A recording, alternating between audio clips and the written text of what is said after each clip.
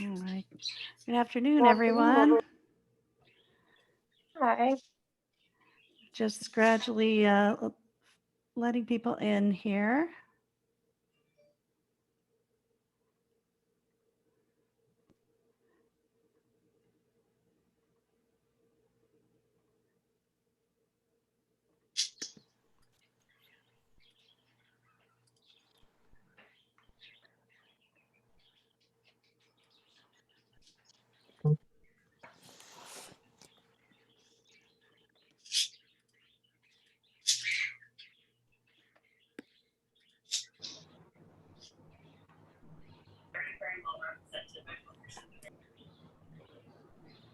All right. Well, I think I'm going to get started. And I'm sure people will join in. Troy, if you can just let people in at this point. Good afternoon, everyone. I'm Michele Bailey. I'm the Senior Program Manager and Accessibility Coordinator at the Vermont Arts Council. This event is being live captioned by White Coat Captioning, and to view the captions during the event, you can click on the closed captions button at the bottom of your screen and then select the show subtitles option to open up the captions on your screen. You can also view a full page text of the captions by clicking on the link that I'm just about to post in the chat again. So that you can open it in a separate browser if you prefer to do that. We're going to start off this session with a land acknowledgement. The Vermont Arts Council recognizes that we live and gather here in Dakinau, the traditional and unsurrendered homeland of the Abenaki people, one of 5 Wabanaki nations who have had a continual presence here since time immemorial. In the Abenaki language, Waban is the white flickering light in the sky, and Aki is the word for land or the earth. The Wabanaki are the people of the Dawn Land. Please join us in acknowledging their history and ancestors, their enduring presence, and their future generations that will live and gather here in Dakinau.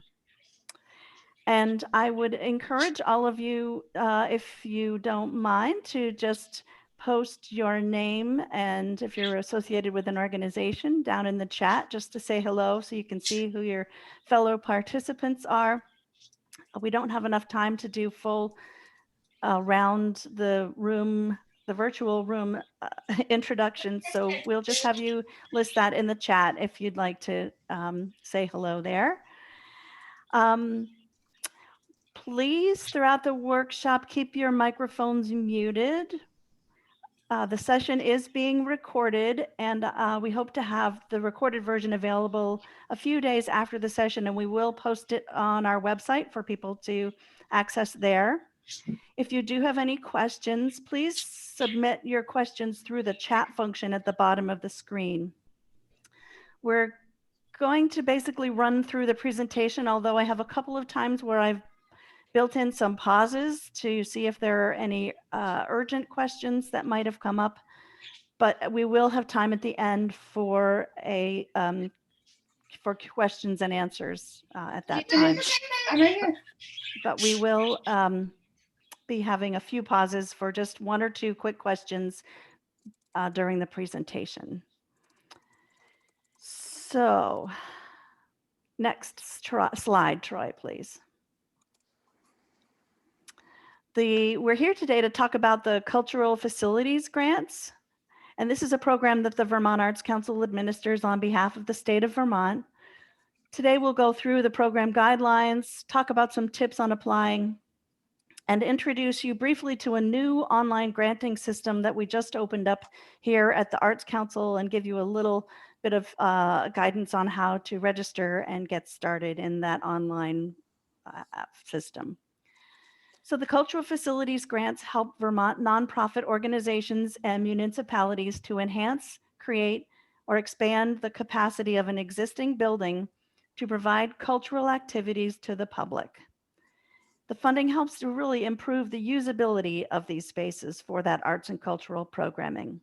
Next. The Cultural Facilities Grants is one of 7 grant programs. Troy, can you go to the next slide, please? Oh, I think I might have lost Troy.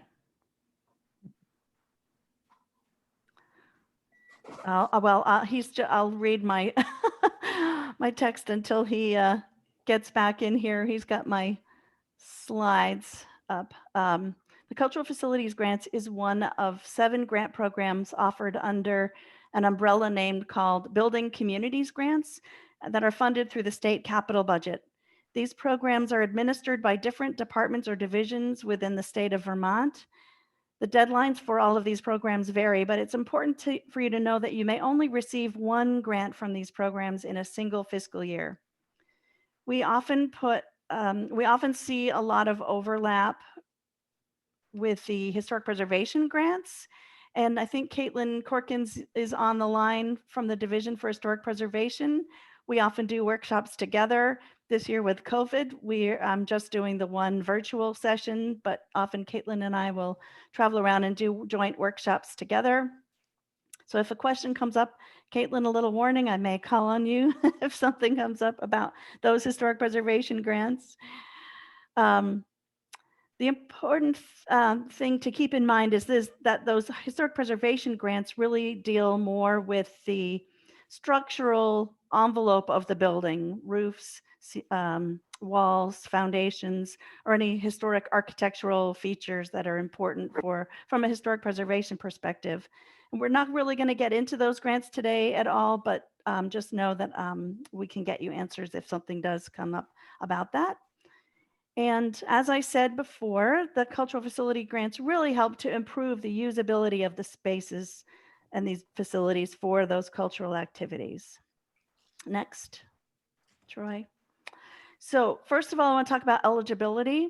One thing to keep in mind, while we don't require that a facility be historic in the cultural facilities grant program, it does need to be an existing building that is at least 10 years old. And it does have to be physically located in Vermont and owned by a Vermont nonprofit or municipality. And the applicant should be the building owner, but on a case-by-case basis, the applicant can be different from the owner. One example of this is many times there may be a town hall or, for example, in my town, the Hyde Park Opera House is owned by the town of Hyde Park, but the Lamoille County Players are the nonprofit organization who really take care of that building and steward it. And so they are the applicant on record, and they take care of the building, but the town would submit a letter of support with the application saying that they were agreeing with and supporting the grant application. You must not have received a cultural facilities grant in FY21. The grant deadline that's coming up in June is for our FY22 fiscal year. So if you received an FY21 grant, or if in FY20 you received a grant and it was greater than 15,000, you'd have to wait out this cycle. You are required to have a DUNS number, but if for some reason you don't get that before you submit your application, we will still let you apply, but you will have to have a DUNS number in order to get the funding. And so it's pretty easy to get. There's a link in our materials online as to how to get that. And it usually only takes a couple days, if I recall. Any work that's funded through the grant program has to take place between September 1st of 2021 and August 30th of 2022. We're really looking for projects that are ready to go once you receive notice of funding, if you get funding. And because there's a fair amount of work to putting together one of these applications. And so we ask that if you haven't already done so, before you apply, that you consult with the Arts Council Program Manager, which is me, just to make sure that the work that you're doing would be eligible, that there aren't any other eligibility questions. And often I can help guide you on things to think about in making a competitive proposal to the program. And then finally, you really do need to be able to make a case for providing cultural programming and activities to the public. It's okay if you have a multi-use facility or if it's a church or other kind of building, but you really do need to be able to provide evidence that the space is or will be used for cultural programming and that you have an ongoing commitment to this programming and that isn't just something that happens once a year or twice a year. And I'll get into that a little bit more in the next few slides here. So next up, Troy, please. Next slide. The grants amounts range from $1,000 to $30,000, and they must be matched on a one-to-one basis. And up to 50% of that match can be in this program from a well-documented in-kind contribution, and that is often in the form of materials donated or labor donated, that kind of a thing. This is a reimbursement grant program, just so you're aware up front. We don't provide the grant money ahead of time. So if you are applying, just know that if you get the grant, you're going to have to do the work and then submit a final report with final invoices and receipts and things like that in order to get the payment. And also another thing to be aware of, you can't match these funds with other state funding. So it has to be from either other local sources or even federal sources are okay, but we can't match state to state funding sources. So next. So the kinds of things that we fund through the program include accessibility improvements, things like elevators, lifts, assistive listening systems, ramps, and bathrooms. Next. We have funded improvements that address comfort. So things like fixed seating improvements or heating upgrades and air conditioning. Troy, can you pump to the next slide? These next few go pretty quickly. Code improvements, such as life safety. You're going a little too fast, Troy. Sorry. You should be on the life safety slide. So things like fire safety or electrical upgrades, we've done fire escapes and sprinkler systems, those kinds of things through the program. Next. We've done fixed equipment, so things like theatrical sound and lighting system upgrades in theaters, permanent display or exhibit cases in facilities, museums, or historical societies, those kinds of things. Next. Collections care, such as improvements to the environment, storage, or lighting improvements. This is not about caring for the artifacts or the collection itself, but mainly the environmental or display, the public facing display cases and things like that, lighting or, humidifying or humidity controls, those kinds of things. It's about the environment there. So, and also we do support things that also address hazard mitigation. So floodgates on buildings or rain gutters or sprinkler systems, which I've mentioned before, but these are really things that help to mitigate those potentially hazardous situations.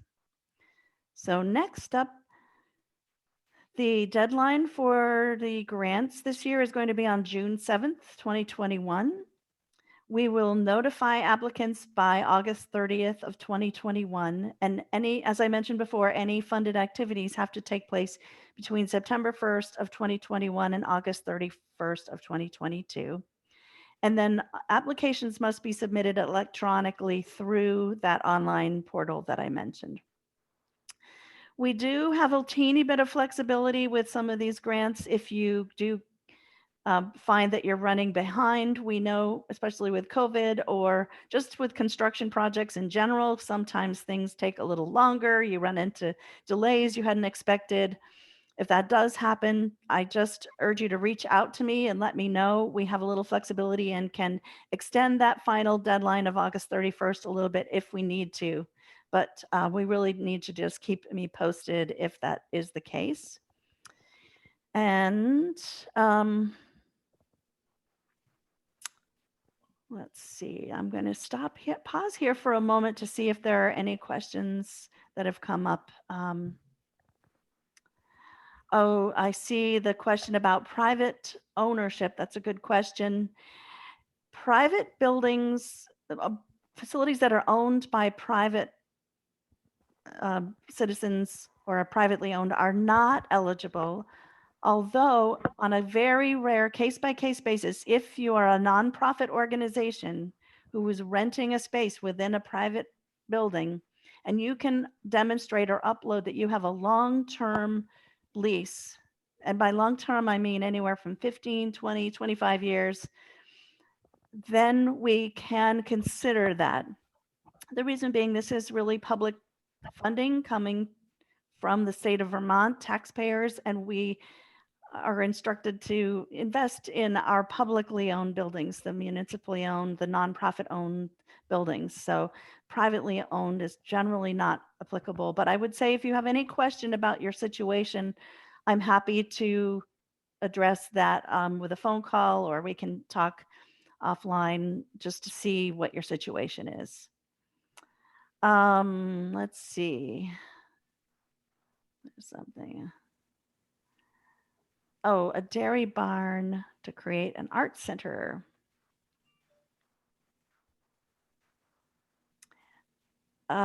Is the dairy barn, I have questions about this question about the dairy barn. I think why don't we talk offline? Give me a call, Karen, just to talk about your specific situation. I think that might be easier to address there. And multiple grants. The question of a cultural facilities grant and a historic preservation grant. You can't, they're both in that category of building communities grant, so you can't receive one in the same fiscal year. However, people do often reach out to Caitlin and myself, and we can advise you and help you on determining, maybe how to strategically straddle those fiscal years to access those funds in off years. So if you apply now for a cultural facilities grant, you would not, and you receive it, you would not be able to apply for the historic preservation grants in the fall. So, all right, I'm going to just continue on now. Troy, can you move on to the next criteria? I'll stop again in a few minutes. When the program, when the applications are reviewed, we put together a peer review panel made up of advisors with various areas of expertise and knowledge to look at the grants. So folks who understand historic preservation, who understand theaters, who understand historic or heating systems and things like that, collections. We have a variety of folks that look at these applications each year and make recommendations to a group called the Cultural Facilities Coalition. And that coalition is made up of the executive director of the Arts Council, the executive director of the Historical Society, Vermont Historical Society, and the Division for Historic Preservation. So those recommendations go on to that group of folks for final review, and then we would notify you of the results.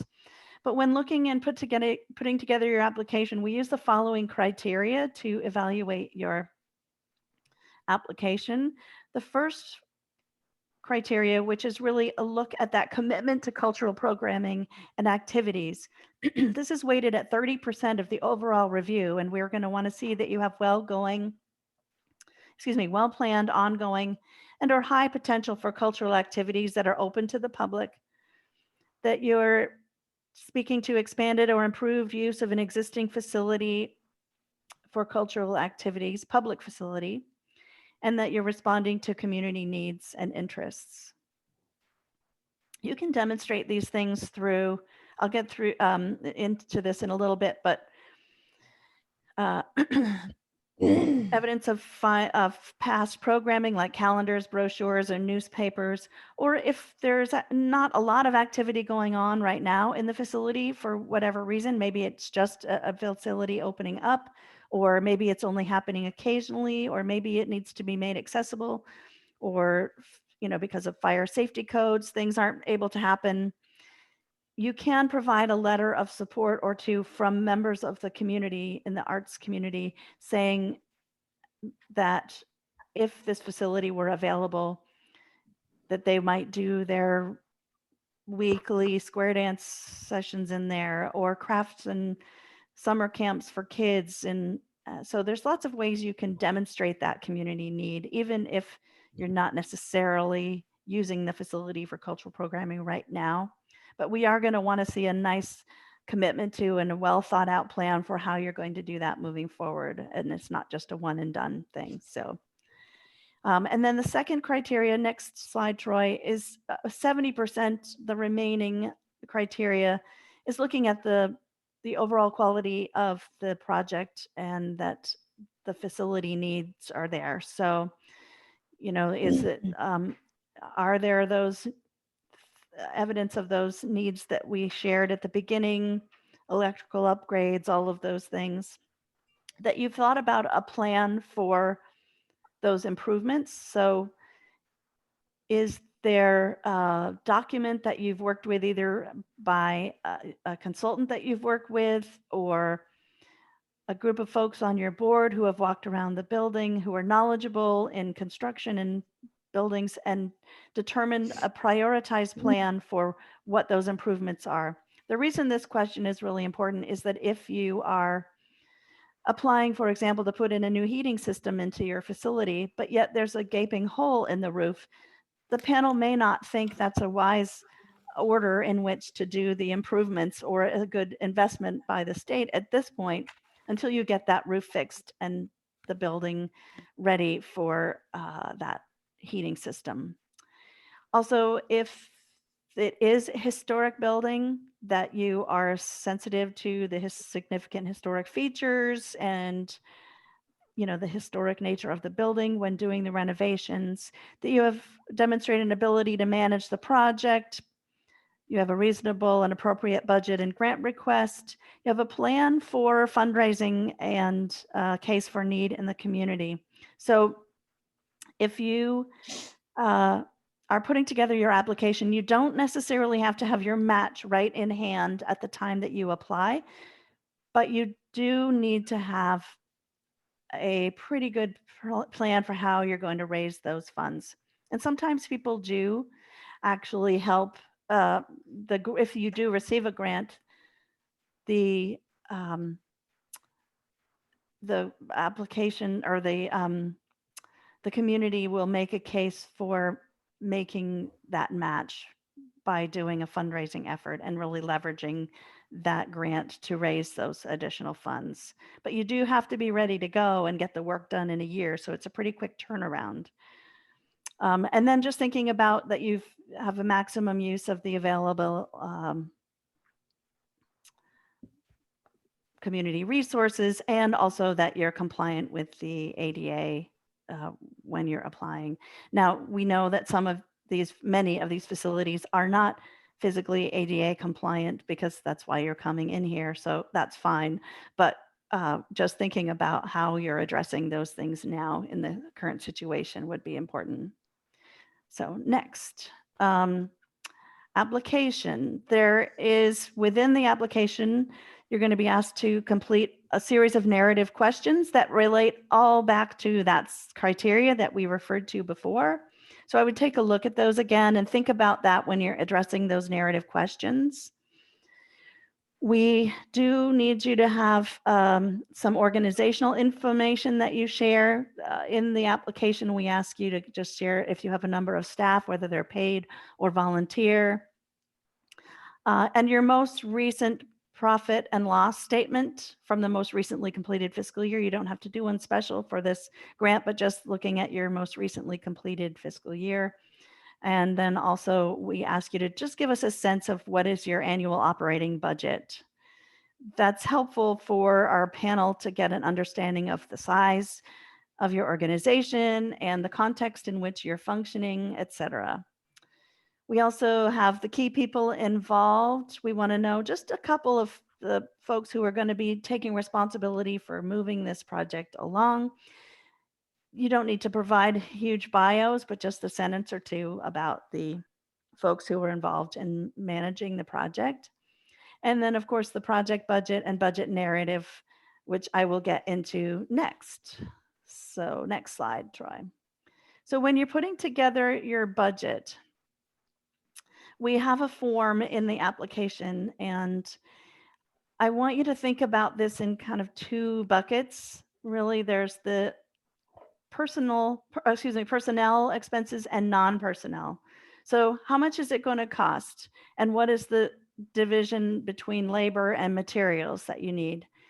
So when you're putting together your estimates, because we do ask for estimates to be submitted with the application, it's good to have a little more information in detail if you can, but at a minimum, it's helpful to just pull out the materials and labor costs. That's really important.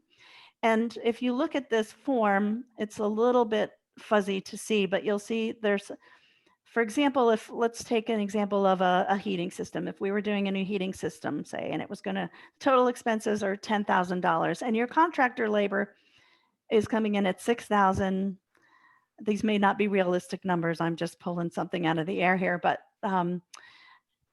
and the materials are $4,000 for a total of $10,000 in expenses. But your contractor has indicated that he's going to donate $2,000 worth of his labor as an in-kind contribution. So that $2,000 would get pulled into the in-kind form that's in there, just so that we can see what portion of those expenses are going to be in kind. So you have still have a total expenses of $10,000. Next up, Troy. So the income side of this, went too far. I need to go onto the income side. Yeah. So you'll see that the forms now have different places where you might get money. This is an estimated income and an estimated expense budget. So do your best. So you have 500 from corporate, maybe 1,000 from some individuals. Your organization is going to contribute the 1,500, which gives a subtotal of 3,000. And then that 2,000 in kind shows up there for a total of $5,000 that's being contributed as a match toward the $5,000 grant request that you're making for a total income of 10,000. And therefore your budget is balanced. Your income and your expenses match. And that's really helpful to have a balanced budget. Panelists like to see that. So next, Troy, the budget narrative piece of this is basically an open field for you to explain how you came up with those numbers, to break down some of that information that you might have gotten from an estimate, to let us know which estimate you might be using to develop your budget, or whether you're sometimes people will average the two just in terms of putting together the budget. Either way, just to explain to the panel how you came up with those numbers. And it's really important that the numbers in your estimates match the scope of work that you're asking for in your application. So if, for example, you have a larger capital campaign where you are working on a project that is maybe a $200,000 or $300,000 renovation to your whole facility, you might be asking for that funding from us to support the heating system. Since I've been using that example, I'll keep going with it. And so that budget that we want you to put together is the $10,000 that it might cost you to put that heating system in. So it's not that whole $200,000 budget, it's the heating system alone. So you'll want to just explain how you get those numbers in this budget narrative, please. And I encourage you to be brief but clear. You don't have to write a narrative novel or paragraph upon paragraph, but just to, a few bulleted points and explain briefly how you came up with those numbers. Next, support materials. So photographs, those are really important to telling the story of the need for your facility.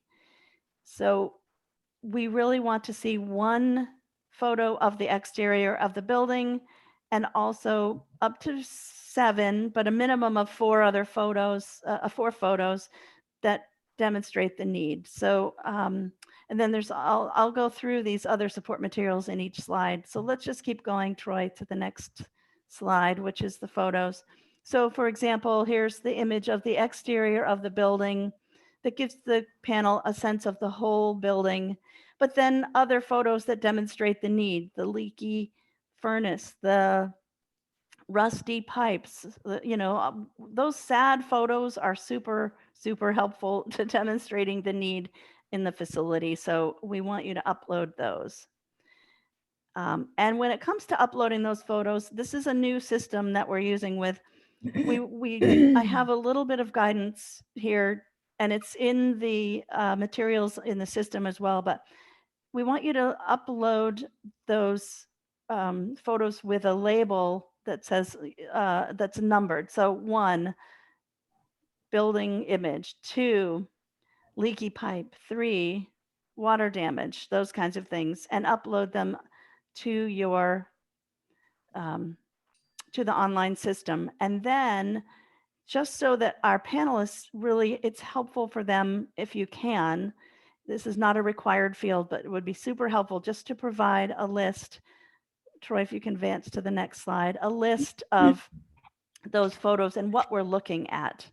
So a sentence about, this is the leaky pipe that's in the basement where our heating system is located. Just something so that they know what they're looking at.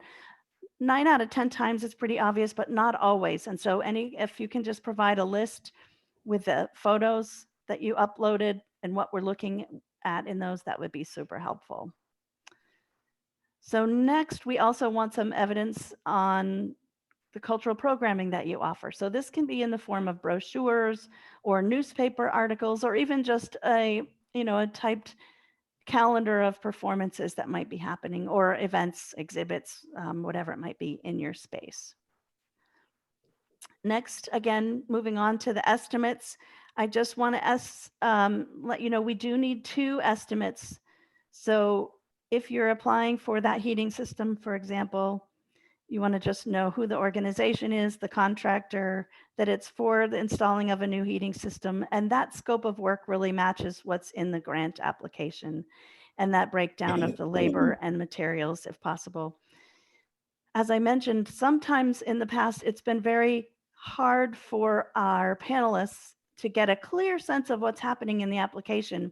If the estimate includes a list of 4 or 5 other things that they have going on, or in some cases, the entire budget for that $200,000 building capital campaign and renovation that's going on, and to have the panelists have to dig their way in and find what the cost is for that heating system, it can be very confusing. And with these grants being very competitive these days, it's important to make it as easy as possible for the panelists to understand what you're proposing in the application and what the budget is. So just a tip, if you're able to do that, that's great.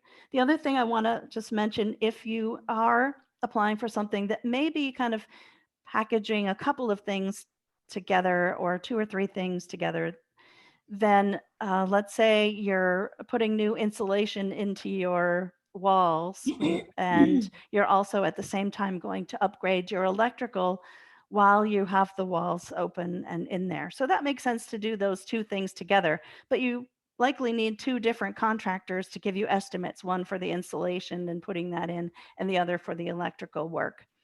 In that case, we would need 2 estimates for both parts of those of the application. So 2 for the installation and 2 for the electrical upgrades. So just keep that in mind as you're working on that. And estimates are really hard to get these days, I believe, because of COVID and a busy construction period.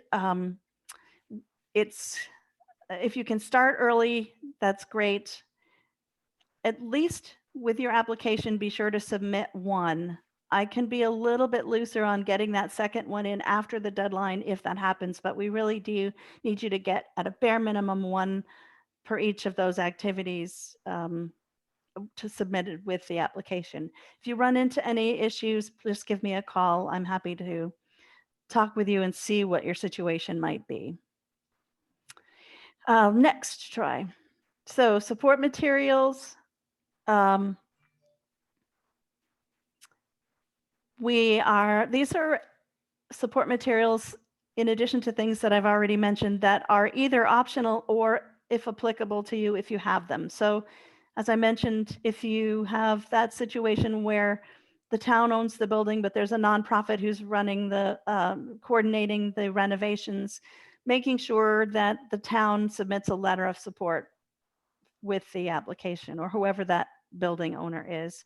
And then the letters of support for cultural activities. If you don't have a lot going on in the building right now, those are really great to demonstrate that potential need. Sometimes it's useful, not always, but it depends on what you're doing, to provide some schematic drawings, just simplified sketches of floor plans or elevations to get a sense of, say you're wanting to put in a new closet for your exhibit storage. Just seeing and understanding the floor plan for that is useful sometimes. So it just depends. If you have any questions, I welcome questions and phone calls. And then if you are doing something related to a care for your collections, it's great to have your collections care plan uploaded as well if you have one. So, and then next, if you're doing some accessibility improvements, this is really important because there's a few things we really do need for accessibility projects. One is, let's move on to the next thing, next slide, Troy. We ask for relevant pages of the ADA existing facilities checklist. So there's a link to this in the application preview that's online. But if, for example, you're putting in an elevator, we want you to fill out the relevant pages to the elevator in this document. This is a long building assessment that I encourage you to do if you haven't done one already, just to see how what improvements might need to be made for accessibility for your facility. But we don't need that whole checklist completed for the application, just those relevant pages. Or let's say you're doing a ramp. You could do just the sections on exterior ramps or the bathroom, those kinds of things. So we do want those submitted. Next. Also, we need drawings that are included with dimensions. So it's really useful to have a dimension floor plan. So knowing the widths of the doors, the widths of the hallways, things like that, so that our panelists understand that this is what you're proposing is compliant with the ADA. So it may be a little hard to see here, but there are, the pink is kind of the path of travel, how someone would enter the building and get to the elevator or the bathroom. And then also there's some dimensions in there as well. And then the other piece that's super important next is elevations. So often, especially with bathrooms and things, understanding the heights of the sink and the grab bars and the toilet paper holder. Those are all really important things that I know sound like a ton of details, but they are really important when it comes to accessibility, that they are put at the correct heights and locations. So if you're working with someone, just to get some dimension drawings for that as well. So those are accessibility projects. And then if you are putting in a sound system into your, if that's what you're applying for, we do ask that you also include an assistive listening system with that. There's a few questions in the application related to that as well. I just wanted to point that out. But basically, go ahead to the next slide, Troy. There's a lot of this information included on the website. There's a tip sheet for building a budget. There's the project narrative questions and some help text included in that as well that you can print out from the online website. And then next up is there's also a checklist that might help you understand kind of the bigger items to check off as you're thinking about pulling together an application. So I'm going to stop there. I know we're running later on time, just to see if there's any quick questions here. I know there were a lot of things coming through the chat. Oh, the match. Can we use a short-term bank loan or matching funds to, yes, to pay workers and materials as the project is ongoing? Yes, sometimes people will do that because this is a reimbursement grant.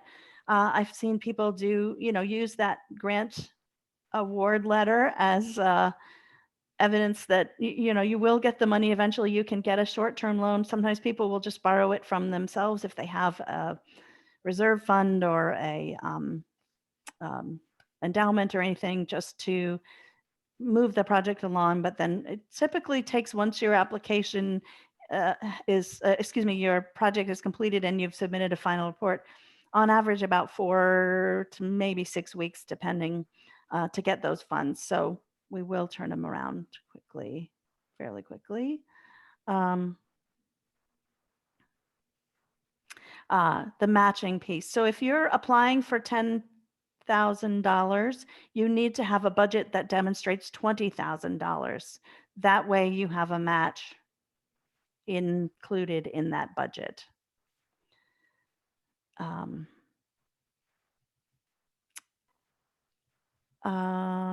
Elevator with existing specs.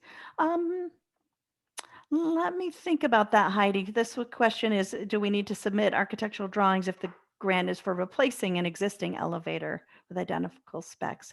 May not need as much detail, but let's have a conversation about that just so I can understand the situation more. So I'm going to just move on to, I just have a few more slides about our new online granting system, just to give you a little heads up. For those of you who may have applied to us for grants in the past, this is going to look a little bit different, but yet similar. So I wanted to walk you through this new format. So when you go and click on the Apply Online link on our website, next, you're going to get a place that asks you to sign in and to register into this new system. This will require our staff on this end to approve that registration. So it may take 1 to 2 business days for you to get that registration back, the approval to move forward with the application. And you can do that anytime. So anytime, whether you're, any applicant, whether you're a first time or a regular applicant to our programs, this is something you will need to do again here. And so next, Troy. Since you're applying on behalf of an organization, you'll need to provide your work email address. Please don't provide an info@ email address if you can help it, because usually if we need to contact you about something, then we need to be able to be sure we're going to get you in a timely manner. So make sure it's your own work email address for whoever is going to be the primary contact on that grant. And then make sure that that organization applicant box is checked. You see it circled there. That's important to making the process move along. So we'll want you to be sure to check that. Next is a page on organization information. It should automatically pull up once you check that organization applicant, and click in the search organizations box, and it will redirect you to select an organization. And if you type in your organization name and hit enter, your organization should appear below the search box, and then you can click on the selection to take you back to the registration screen. Next up is the organization contact information. Click on the copy from your organization to populate those contact fields. Then you can click on the blue register button at the bottom. That way you don't have to retype this. If you click on copy from organization, the registration that you just created will pull that information in. Next, if your organization does not exist when you search for it, then you can click on the create new organization and fill in the required information, and then click on the blue register button. So, and next up, you should be redirected to the main page. Oops, did I get that right? Yes, of the grant portal, in which case then your name will appear under the photo banner. And all organization applicants require approval, as I mentioned before you can access the application. So once you are approved on our end, you'll receive another email from Meredith Bell, who's overseeing that registration. So next up, once you get into the portal, you're going to have to click on the organizational applicant with your email address and which is your user ID and the password you created. You should now see the organization applicant, and if you feel free to click on that on the menu items to see what features are available. And next, to access available grants, you can either hover over the organization applicant and click on the available grants, or click on the grant title under featured applications. And here you'll see the Cultural Facilities FY 2022 application, and it's a live hyperlink. Either option will take you to the grant application. And then you'll be redirected to that grant application, in which case you can navigate through each section of that application. So you'll see there's a series of tabs along the top there that say eligibility, applicant profile, organization info, etc. You can enter them by just putting the information in each field and then clicking next on the screen, and it will just move you through. Or if you want to go to a particular section, say you want to work on your budget, you can just click on that budget page and move right to the budget sections. Next. If you want to preview the application, you can always click through all of the tabs without answering any questions. However, before you submit an application, it will require that all the questions be completed. And then next, many questions have a little blue question mark next to them. This is a help text icon, so you can click on it and get a little more information that might help you answer those questions. Next is, once you started an application, you'll access it through My Saved Applications. This is where you'll find also your submitted applications. But once you have submitted it, you won't be able to make any changes to it. So just be aware of that. If you need any help in registering, signing in, or navigating the new online system, Meredith Bell is your go-to person. This is all new to us on staff as well, so we're learning it a bit as well. And Meredith's the resident expert these days. So if you have any questions or problems with the online system itself, you should reach out to Meredith. But any questions about the next, Troy, about the actual program or things like that, you can reach out to me. So that is it for my presentation. That leaves us, about 10 minutes or so to answer any questions. I'll see if I can go back through the chat here. Can you start an application and then come back to it over the time you are writing the proposal? Yes, absolutely. I would just encourage you to hit save. You'll see there's a save button on that screen. You'll want to be sure to hit save regularly, but you can log out and come back in, absolutely. I don't know if two people can be online at the same time. That would be a Meredith question. I'm guessing not.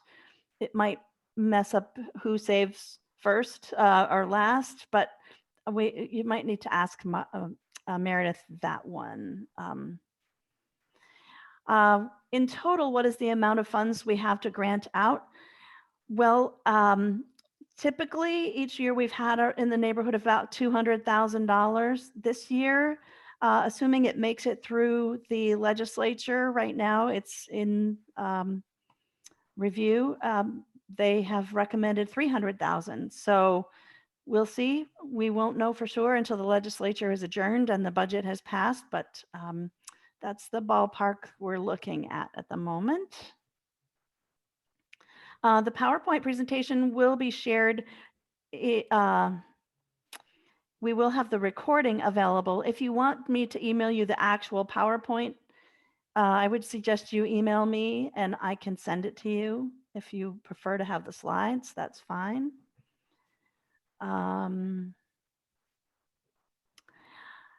Is it possible to have previous sample applications to better understand the cultural programming requirements?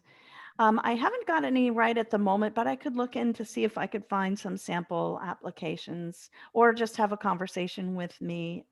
That would be fine too. I'll see if I can, but right now I don't have any sample applications available, but that's a great suggestion.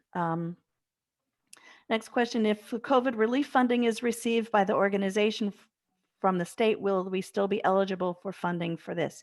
Yes, this is separate from COVID relief funding. This is a different pool of funds. So at this point, there is no requirement that you only receive one. So COVID has typically been just a whole different pool of funding. So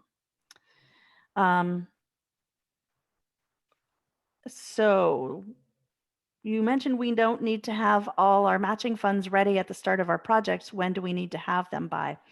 Well, you need to have them so that you can start the work in order to pay your vendors, because this is a reimbursement grant program. You'll need to be able to pay your contractors or vendors if you get started on your project. So ultimately, though, August 31st of 2022 is the latest your project needs to be completed. So you can, work on it over the winter months and then do some of your work next summer. Often, the summertime is the prime construction season. So that's all fine to do that way. But you will need to have the funds to be able to pay your contractors in order to do the work and then get reimbursed. So can we use other grant funds as matching funds?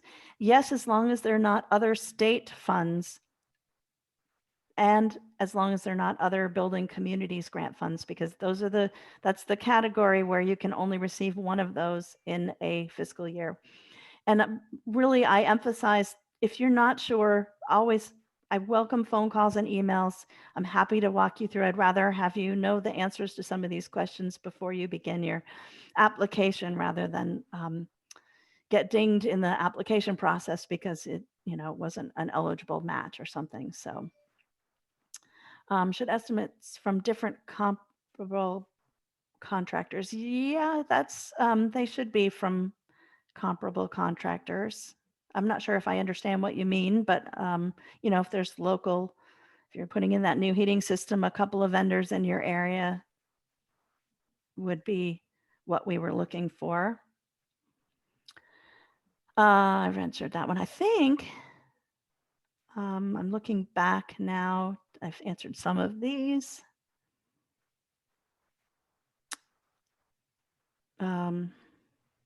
Okay. So Lisa from Town Hall Theater, your question about you were awarded a historic preservation grant in December of 2020.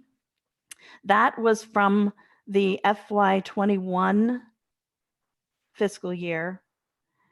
And so if you're applying now in June of 2021, this is for our fiscal year 22 money. So you would be eligible to apply now if you got that historic preservation grant in December of 2020. It's both Caitlin and I are more than happy to talk with you about figuring this out and whether or not you're eligible. I know it gets quite confusing sometimes, so please don't hesitate to reach out to us. We're happy to help you figure that out. Are there exceptions to newer facilities, 4 years old, if there are prohibitive aspects to the building? Unfortunately, not right now. It really does need to be at least 10 years old in order to be eligible here. Will these slides be available? Oh, yes, I mentioned that. Do I have a sense of the number of projects that will be funded and at what level? How many 1K projects versus 30K projects? It really depends on how well the applications do in the review process. So our panel looks at all of the applications, gives scores.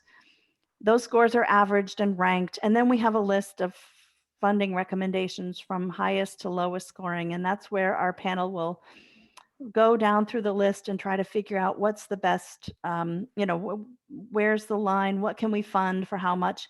So if you have 5 projects at the top of that list that have requested $30,000, that money isn't going to go as far as if there are some $5,000 or $10,000 projects at the top of the list. So it really does vary from year to year and depends on what kinds of projects come in and at what level. So it's a little hard to say. Last year, we received the most applications I've ever had to process here. Since we started reviewing the grants in around the year 2000 and 2001. And we were still able at that point to fund just shy of half of them. In past years, sometimes it's gone up to even 2/3, but it is getting more and more competitive. People are asking for higher and higher dollar amounts. So it's really hard to say, but I would say typically around 40 to 50% is average. Again, the caveat, it depends year to year.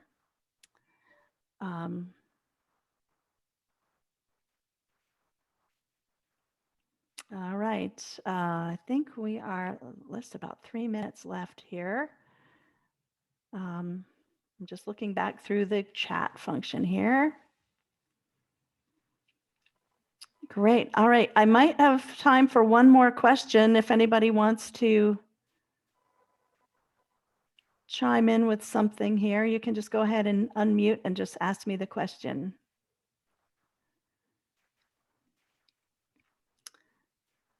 All right. Well, if not, then I have a comment, and I would like to thank you. This has been very useful and very clear.